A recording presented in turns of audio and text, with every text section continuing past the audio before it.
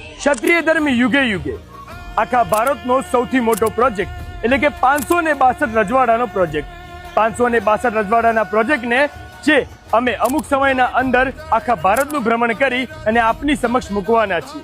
અને જેનું કારણ એક જ છે કે આવનારી પેઢીને પણ ખબર પડે કે ક્ષત્રિયોએ આ સંસ્કૃતિને બચાવવા માટે લીલા માથા દીધા છે અને આ ભારતની એકતા માટે પોતાના જીવતીવાલા રજવાડા દાન દઈ દીધા છે.